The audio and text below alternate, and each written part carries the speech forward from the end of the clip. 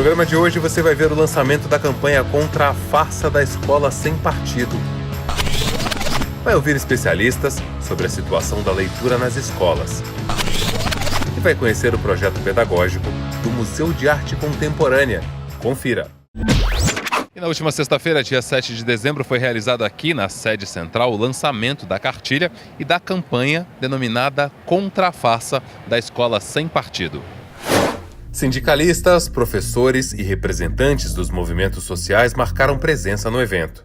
Essa cartilha e esse evento de hoje são extremamente importantes porque ela está inserida dentro de um movimento amplo que a POESP desenvolve desde 2016 no debate sobre essa fake news, essa fraude que é a escola sem partido, né? Nós já tivemos manifestações, atos, pressões e debates nas assembleias e câmaras municipais. Uma webconferência já desenvolvemos sobre isso. A POESP participa, inclusive, em outros fóruns, com outras entidades, na discussão e no enfrentamento deste problema. Todos os participantes do debate foram unânimes em condenar o Escola Sem Partido. Eles não têm clareza, é que uma coisa é senso comum, que é aquilo que o aluno chega falando na escola. Outra coisa é o que o professor tem a obrigação de mostrar o que é que a ciência já avançou nessa direção. Por exemplo, vou dar um exemplo simples.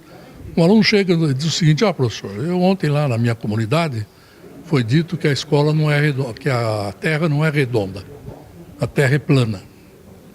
E o professor, como é que ele fica? Professor de geografia. Ele vai concordar com o aluno só porque é a opinião dele?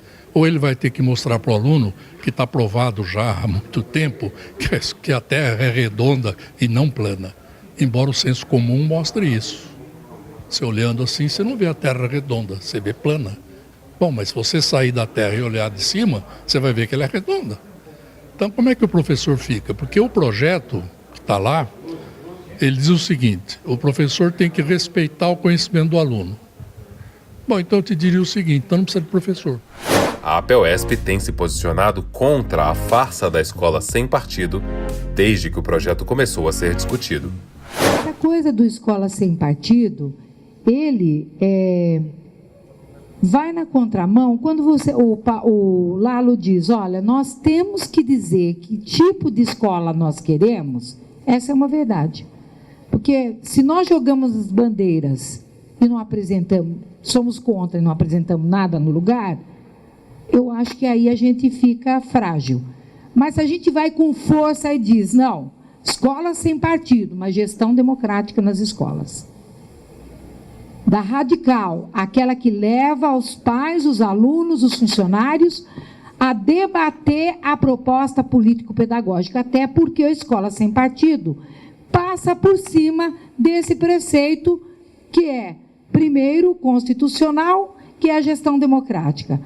E é na lei infraconstitucional, que é a Lei de Diretrizes e Bases da Educação Nacional, que garante que as escolas vão construir de forma democrática o projeto político pedagógico das escolas. No dia 11 de dezembro, a Comissão Especial da Câmara dos Deputados arquivou o projeto da Escola Sem Partido. O que fizemos aqui é a vitória da resistência. Não importa se somos minoria, quando temos convicções tão fortes pela liberdade. Nossa mobilização continua, pois o projeto pode ser reapresentado no próximo ano. O Ministério da Educação anunciou em setembro que livros serão entregues diretamente aos alunos em 2019. A medida é vista com cautela pela coordenação da Campanha Nacional pelo Direito à Educação. Converso agora com a Andressa Pelanda, que é coordenadora de políticas educacionais. Andressa, me fala um pouquinho desse projeto que é entregar os livros para as escolas públicas em 2019. Então, agora o governo fez um novo projeto, sobre livros de literatura para as escolas. Então, a ideia que muda um pouco, na verdade, é entregar os livros de literatura direto para os estudantes, para eles levarem para suas casas o seu livro de literatura e ter uma relação mais próxima com o livro, Mas em alguns pontos esse programa acaba precarizando um pouco esse programa de livro de literatura, né, para as escolas. Um dos aspectos que é bastante complicado e temos estado preocupados é que ele, para baratear um pouco a compra dos livros de literatura, se opta por um livro que tem menos qualidade física e como se a forma não importasse tanto para a experiência que é a literatura. E, na verdade, a forma importa tanto quanto o conteúdo. Então, não se pode precarizar uma política de literatura assim. E, para além disso, se tem dado pouco tempo para as escolas escolherem os livros de literatura e pensarem, né, em quais seriam os mais adequados para estarem dentro do acervo da biblioteca, quais são os mais adequados para os estudantes poderem ter também levar para suas casas, né? E isso acaba também precarizando o acesso a um acervo mais diverso de literatura, que é bem importante. Então acaba ficando muito nas mãos das grandes editoras e as menores, que também têm uma produção interessante, né, às vezes independente, acabam ficando de fora da escolha das escolas por uma questão de tempo e de política mal planejada. Então isso também é uma questão bastante preocupante e a gente precisa tentar melhorar essa política. Nossa equipe foi à Biblioteca Mário de Andrade, a maior de São Paulo, ouvir a opinião de uma bibliotecária. Eu acho muito bacana que o acesso ao livro, né, esteja sempre crescendo. É muito importante, porque ainda que a gente tenha tantas bibliotecas na cidade de São Paulo, que seja uma cidade tão grande, ainda existem muitas pessoas que não têm acesso ao livro.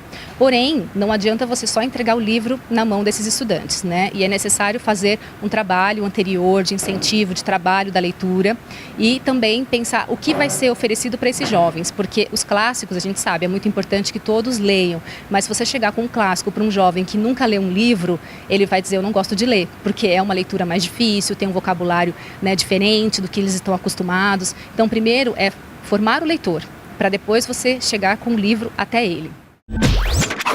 O Educação na TV tem mostrado a cada programa espaços de educação não formal que têm feito parte da rotina escolar de muitos professores e professoras. Hoje nós vamos mostrar um pouquinho da história do Museu de Arte Contemporânea da Universidade de São Paulo.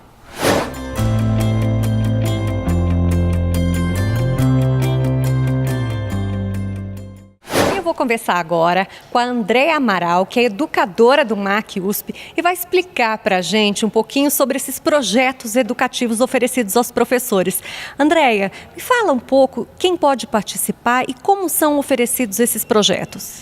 Então, professores das redes pública e particular, assim como os alunos, podem participar de várias ações. Nós temos cursos de difusão cultural destinados para ambos, tanto educadores quanto os alunos, né? Por exemplo, um dos cursos é de desenho para quem vai prestar a áreas que exigem linguagem arquitetônica, arquitetura, design, artes visuais, né? São cursos de 8 encontros, oferecidos geralmente no segundo semestre do ano. Para professores também há um curso de desenho, né? E o oferecimento ele pode ser consultado no site da USP.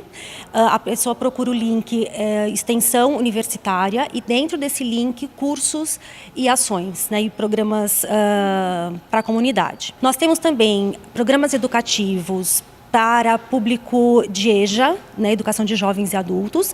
São oferecidas visitas às terças-feiras à noite, entre 7 e 9 da noite, né, pode ser um pouco mais tarde, mediante a disponibilidade da escola chegar aqui, né.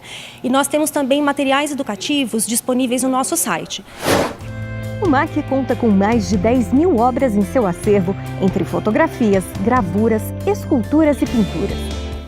Bem, é muito importante para o professor se apropriar da instituição, né, e do acervo. Nós temos exposições de longa duração, então o importante dessas exposições é que o professor tem tempo para se preparar, para preparar o seu planejamento escolar, né, pode contar com a exposição no ano seguinte, na época de planejar as suas atividades externas, e também porque a arte pode ser relacionada a diversas outras áreas, então não só o professor de arte pode vir, geralmente vem de literatura, de história, né, mas outras áreas também, dependendo da abordagem, do tipo de obra. E fora que é uma oportunidade para os alunos conhecerem uma opção de atividade cultural na cidade, né? Porque a gente pensa que eles também vão sair da escola um dia, vão ter uma vida adulta, enfim, é interessante que eles tenham a oportunidade de conhecer esses espaços na escola.